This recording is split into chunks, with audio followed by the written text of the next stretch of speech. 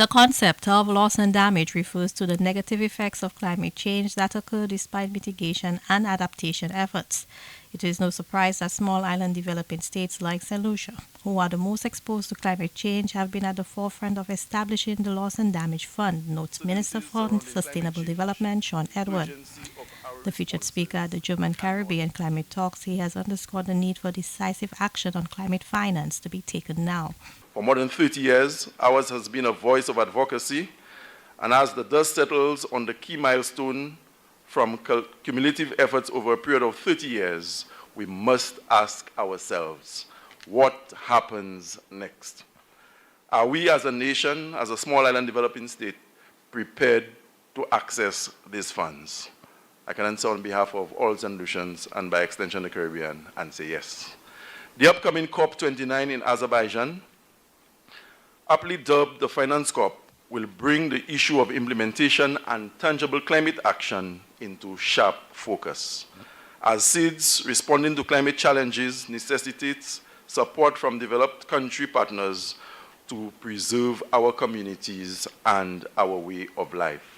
A recent World Meteorological Organization report highlighted a steady and increasing demand for climate action and a growing need to address the climate crisis.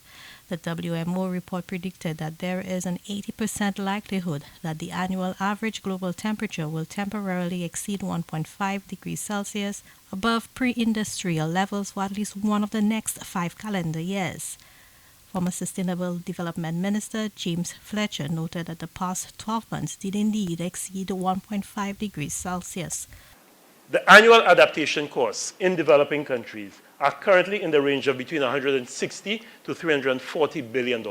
So that is what is needed by developing countries in order to adapt to the impacts of climate change. Right now, $160 to $340 billion. In Copenhagen, the developed world pledged $100 billion every year to developing countries like us that would be made available from 2020. We are way past the $100 billion requirement. We are in the vicinity of $160 to $340 billion with a requirement by 2030 of somewhere close to $500 billion. When we come to loss and damage, it's even worse. When we come to loss and damage, the estimate of the economic cost of loss and damage in 2020 was $435 billion, with it increasing to $500 billion by 2030. Tuesday's event underscored the importance of cooperation between Germany and the Caribbean to address the present challenges posed by climate change.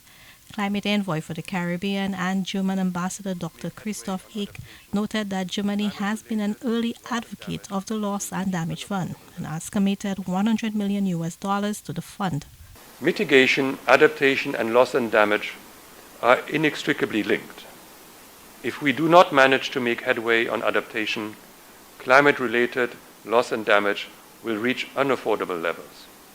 And if we do not manage to stop greenhouse gas emissions, adaptation at some point will become impossible. The German ambassador has encouraged St. Lucia and other small island developing states to continue to apply pressure on developed countries like Germany to do their part in addressing the climate crisis. For the DBS News World, I am Zane Romulus.